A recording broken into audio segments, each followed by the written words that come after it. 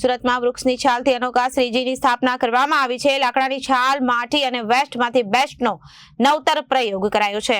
પર્યાવરણ બચાવો, બેટી બચાવો અને ઓપરેશન સિંદૂરની ઝાંખી દર્શાવવામાં આવી હતી। શહેરના લાલ દરવાજા વિસ્તાર ખાતે આ શ્રીજીની પ્રતિમા બિરાજમાન છે।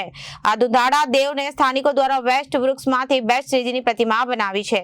સુરતમાં વૃક્ષની છાલની અનોખા શ્રીજીની સ્થાપના કરવામાં આવી હતી। લાકડાની છાલ, માટી અને વેસ્ટમાંથી બેસ્ટનો નવતર પ્રયોગ કરાયો હતો। પર્યાવરણ બચાવો, બેટી બચાવો ઓપરેશન સિંદૂરની ઝાંખી દર્શાવવામાં આવી હતી। શહેરના લાલ દરવાજા વિસ્તાર ખાતે આ શ્રીજીની પ્રતિમા બિરાજમાન છે।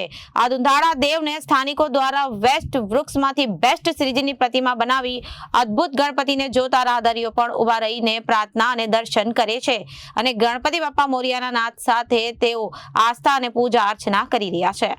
મારું નામ ચૈતાલી છે। આ પ્રતિમા જે ગણેશજીની બનાવવામાં આવી છે એ પૂરેપૂરી લાકડાના છાલ, માટી અને વેસ્ટેજ જે ભૂસું પડ્યું હોય છે એની બનાવવામાં આવી છે। આનાથી અમે એવો સંદેશો આપવા માંગીએ છીએ લોકોને અને જાગૃત કરવા માંગીએ છીએ કે પર્યાવરણ જે અત્યારે બચી નથી રહ્યું, પર્યાવરણમાં જે પ્રદૂષણતા ફેલાઈ રહી છે તો એને બચાવવામાં આવે અને બેટી બચાવોનો સંદેશો પણ આપવામાં આવીએ છીએ। જેમ કે ઝાડની ઉપર બેટી છે તો આજકાલ બેટીઓની હત્યા થઈ રહી છે, તો એના માટે કે બેટી બચાવશો તો તમે સમાજને બચાવી શકશો, બેટીને ભણાવશો તો તમારો સમાજ વિકસિત બની શકશે।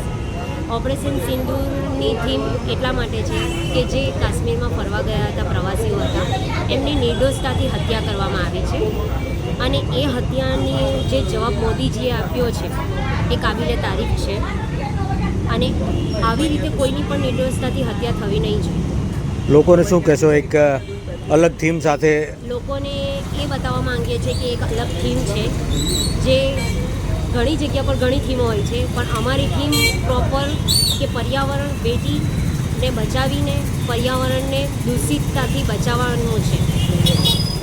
Reporter Arvind Rathod, Janadesh news, Surat.